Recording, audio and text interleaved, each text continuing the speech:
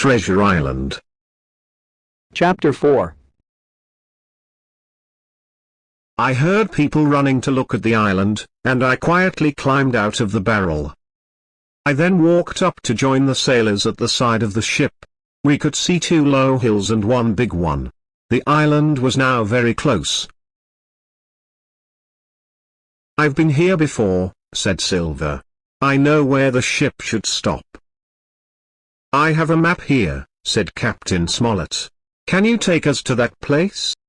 I saw that Silver was excited to take the map, but it was not the one with the treasure marked on it. "Yes, I can see it. You must go here," he said, pointing to a place on the map. Then he turned to me and said, "You'll love this island. You can swim and climb trees and walk up the hills."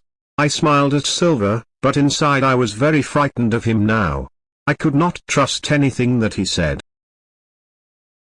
I soon found Dr. Livesey and quietly said to him, "I must speak to you, Captain Smollett and Mr. Trelawney. I have some terrible news."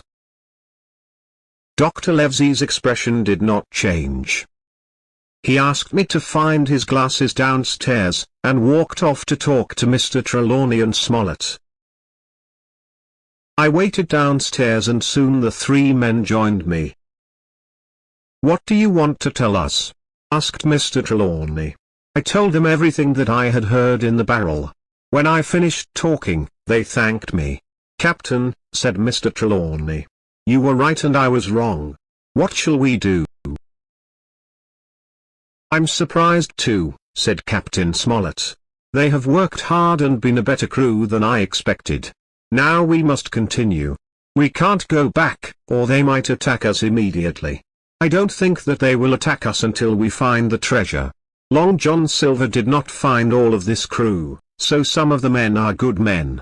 We must wait, watch and attack them when they don't expect it." "Jim can help us," said Dr. Livesey. "The men all trust him. He can listen and find out who we can trust." I did not like this thought. I counted the men that Silver did not find for the crew. There were 7 from a crew of 19, and I was one of them. The next morning, the Hispaniola stopped close to the island. There were many trees, and above the trees I saw the rocky tops of the hills.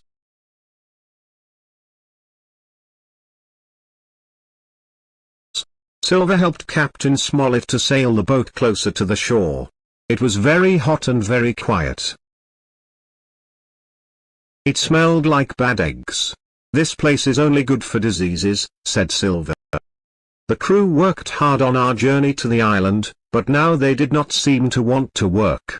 I remembered Dr. Livesey talking about a mutiny. Perhaps it was near. Only Silver worked as hard as usual. Later, Captain Smollett told us that he had a plan. "Let's ask the men if they'd like to spend the afternoon on the island. If they go, we can take the ship. If they don't go, we know we need to fight them for the ship." Mr. Trelawney agreed. We decided to tell all the men we could trust about our plan and gave them all guns. Captain Smollett then told the crew that they could all have the afternoon on the island to relax, if they wanted to. "When you hear a gun at the end of the day, it'll be time to come back," he said. All the crew suddenly looked happy and they all agreed to go. Perhaps they thought that they could find the treasure immediately. Captain Smollett asked Silver to organize the men. 6 men would stay on the Hispaniola and 13 would take the small boats to the shore. I realized that there were 6 of Silver's men on the ship. The men in our group would not be able to take the ship. So I decided I would go with Silver onto the island.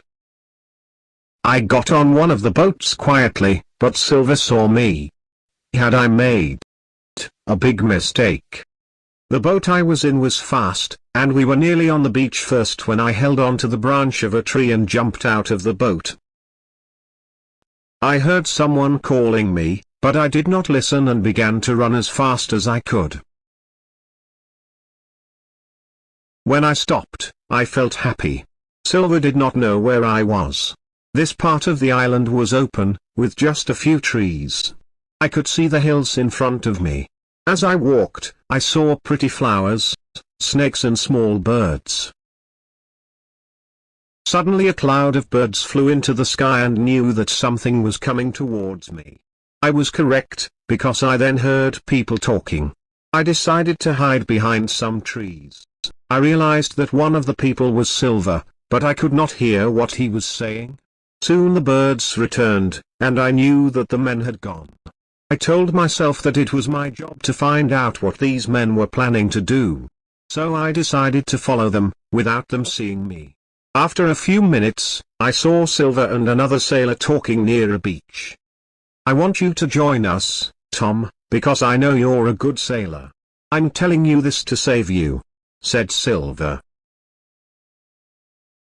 "Silver," Tom replied, "you're a good man and you shouldn't work with these pirates." "I'd prefer to lose my hand than work with them." I knew then that here was a man that we could trust. Then came news of another. I suddenly heard a terrible shout, then all was quiet. "What was that?" asked Tom. Silver smiled and said that. "Oh, I think that was Alan." "Alan!" cried Tom.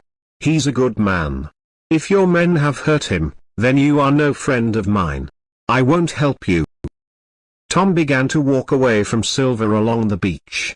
Silver suddenly threw his crutch at Tom, and it hit him hard on the back. He fell to the ground, and before he could stand again, Silver killed him with a knife. Silver now blew a whistle and I knew that more of his men would soon arrive on the beach. I was very frightened. I walked quietly back into the trees, then ran as quickly as I could. As I ran, I began to think. What could I do now? When we heard Captain Smollett's gun, could I go back to the beach to be with these men? If I did, I knew that they would kill me. I would have to stay on the island forever.